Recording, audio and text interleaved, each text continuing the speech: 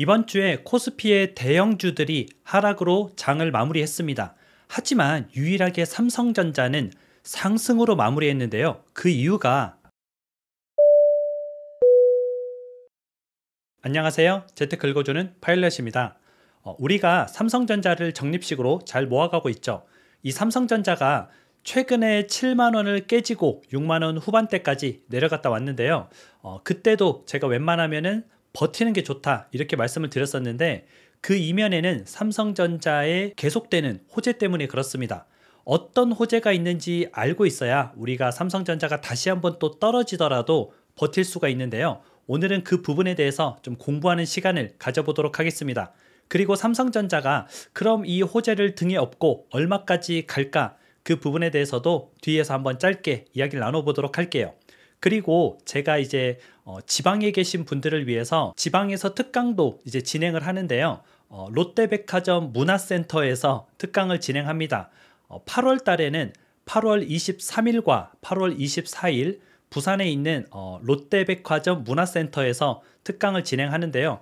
8월 23일은 부산 본점, 8월 24일은 센텀시티점에서 강의를 합니다. 한 번씩 서울로 올라와서 뭔가를 듣기가 좀 부담스럽잖아요. 그래서 지방에 계신 분들은 이렇게 문화센터에서 하는 특강을 좀 들으면 좋을 것 같아서 제가 한번 하는 건데요. 제가 고정 댓글에 링크를 넣어둘 테니까 거길 누르고 들어가셔서 신청하시면은 특강을 들으실 수 있습니다. 아마 이제 롯데백화점 자체에서도 홍보를 좀 하기 때문에 인원이 좀 많이 찬 걸로 알고 있거든요. 그래서 제 생각엔 서두르지 않으면은 좀 빨리 마감될 것 같은데 관심 있으신 분들은 놓치지 말고 빨리 서두르시기 바랍니다. 그럼 오늘 내용을 같이 한번 화면을 통해서 공부해 보시죠. 오늘 삼성전자가 나홀로 상승을 했습니다. 그래서 내가 알던 그 삼성전자 아닌가? 라고 좀 생각하시는 분들도 많이 계실 거예요. 왜냐면 삼성전자가 계속 요즘 박스권에 있다 보니까 너무 지루한 주식이고 잘 안 올라가는 주식이다. 그리고 또 하락할 때는 이제 같이 따라서 하락을 하다 보니까 굉장히 좀 힘이 없는 주식이다. 그렇게 좀 생각을 했었는데 오늘 보게 되면은 대부분의 대형주들이 하락을 하거나 보합을 했습니다. 그런데 삼성전자는 유일하게 1.7% 상승을 했죠. 1200원 올라서 71,700원까지 올라왔는데요. 그래서 이제 6만원까지 내려갔었지만 7만원까지 다시 회복을 했다라고 보시면 되고 다른 대형주들은 많이 빠졌습니다. LG에너지솔루션은 2.3% 하락을 했고요. SK하이닉스도 2.1% 하락을 했습니다.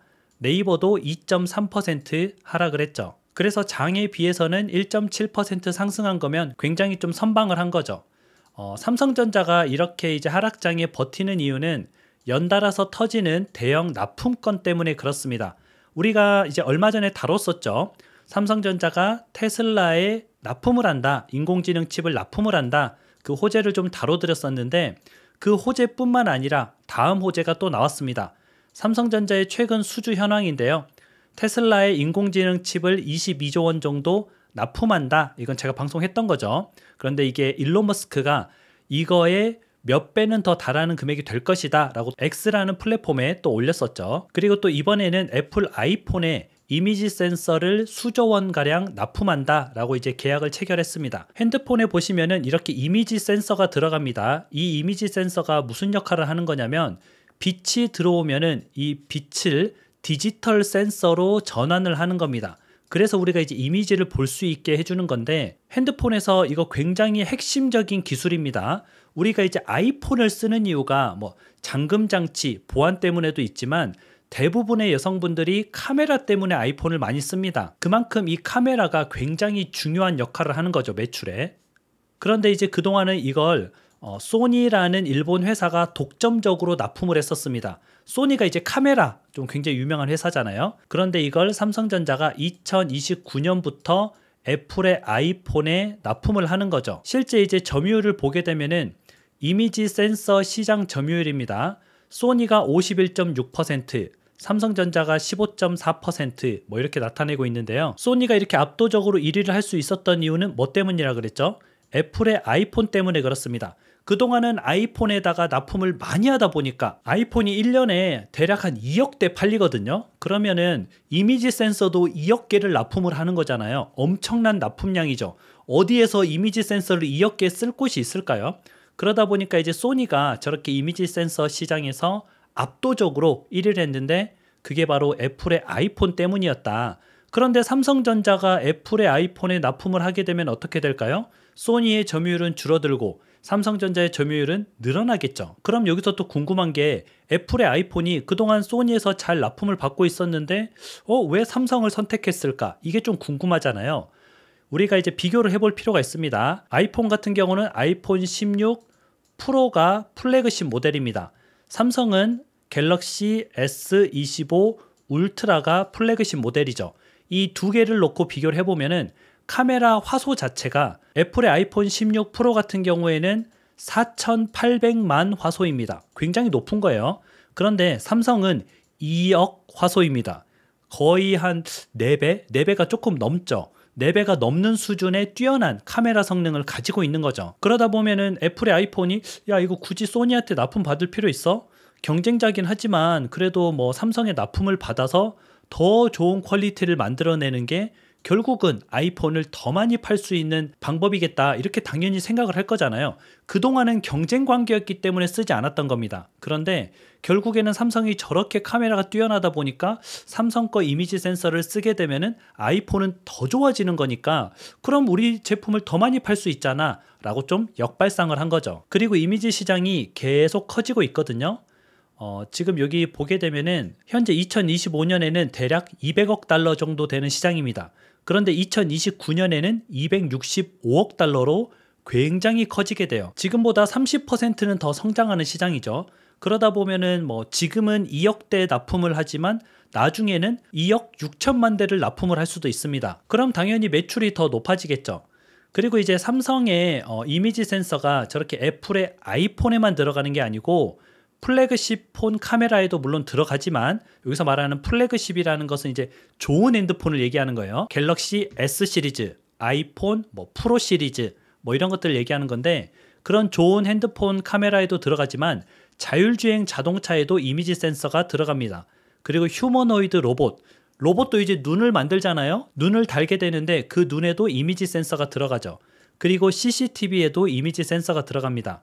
또 스마트 홈 가전제품 여러 가지 이제 이미지를 쓰는 그런 가전제품들에도 이미지 센서가 들어가죠. 그래서 앞으로 이제 삼성전자가 이미지 센서 부분에서 굉장히 다각도로 좀 매출을 증대할 수 있을 겁니다. 그리고 이제 무엇보다 가장 중요한 점은 하반기 때 엔비디아의 HBM을 납품하느냐 못하느냐 이게 가장 중요한 좀 키포인트고요. 그동안은 조금 잘 자란 거예요. 예를 들어서 내가 어떤 회사, 기업을 운영하고 있는데 그동안은 뭐 매출이 뭐 500만 원짜리, 뭐 300만 원짜리 뭐 이런 매출인 거고 엔비디아에 납품을 해야지 진짜 그래 우리 5천만 원짜리 한 건 따냈다. 약간 이런 느낌이거든요. 그래서 엔비디아에 납품을 하게 되면은 HBM을 납품하게 되면은 이거는 삼성전자 주가에 굉장한 영향을 주게 됩니다. 그래서 제 생각에는 엔비디아에 납품을 하게 되면은 내년 삼성의 주가는 8만 전자 이상은 갈 것이다 라고 보고 있거든요. 이거 9만 원으로 썼다가 살짝 고쳤어요. 약간 좀 보수적으로 보자. 그래 9만 원도 좋다. 10만 원도 좋다. 다 좋은데 또 너무 욕심을 부리면 안 되니까 8만 전자까지 가자 해놓고 이제 9만 원 가면 좋은 거고 못 가더라도 우리는 이제 목표했었던 뭐 7만 전자는 돌파했고 조금 욕심을 부려서 8만 전자까지 노려보고 있는데 그것도 달성하면 굉장히 또 우리가 잘한 투자잖아요. 왜냐면 우리의 평단가는 이제 5만 5천 원에서부터 모아갔으니까 실은 지금도 수익권이고 8만 전자까지 간다고 하면은 40%가 넘는 수익률이거든요. 그러면 또 우리가 투자를 굉장히 잘했구나라고 또 스스로 칭찬하는 날이 오지 않겠어요? 그래서 여러분들이 삼성전자 같은 경우는 지금부터 시작이기 때문에 앞으로 주가가 조금 흔들리더라도 하반기 때 어떻게 납품을 좀 잘하고 있는지 그리고 삼성전자가 시장에서 계속 저렇게 수주를 따내고 있는지 그리고 하반기 때 엔비디아 납품이 통과되는지 그런 것들을 계속 체크하시면서 투자를 해나가시면 좋을 것 같습니다. 물론 우리가 지금은 이렇게 예측을 하지만 미래는 모르는 거예요. 저러다가 갑자기 뭐 삼성전자가 엔비디아 납품 안 됐다. 그리고 애플도 그냥 우리 안 하련다. 계약 취소하거나 이러면은 또 우리가 얼른 팔아야죠. 그러니까 무조건 이제 픽스해 놓지는 말고 8만 원이라는 숫자를 픽스해 놓지는 말고 지금 상황에서는 8만 원도 가능하지만 또 상황이 바뀌면 언제든지 또 팔 수 있는 그런 마음도 가지고 있어야 됩니다. 그래서 앞으로도 여러분들하고 같이 이렇게 좀 주식에 대해서 그래프를 보는 게 아니라 좀 하나의 산업 그리고 이 회사가 무엇을 하는지 그런 부분에 대해서 같이 한번 계속 공부해 보도록 하겠습니다. 그리고 앞에서 말씀드렸지만 제가 지방에서 문화센터에서 특강을 또 하거든요. 그래서 이번 달에는 8월 23일 날 부산 롯데백화점 본점에서 하고요. 8월 24일 날은 부산의 롯데백화점 센텀시티점에서 또 하게 됩니다. 그래서 시간이 되시는 분들은 또 참석해가지고 같이 공부하면 좋을 것 같아요. 거기 특강료가 3만 원인가 정도 되는데 아마 3만 원 이상 가치는 충분히 있지 않을까라고 좀 생각이 듭니다. 그래서 지방에 계신 분들은 이 기회에 또 같이 한번 참석해서 공부하시면 좋을 것 같습니다. 오늘 방송은 또 여기서 마무리하도록 하겠습니다. 오늘 하루도 같이 공부해 주셔서 진심으로 감사드립니다. 그럼 여러분들 행복하고 건강한 하루 보내세요. 다음에 다시 만나요.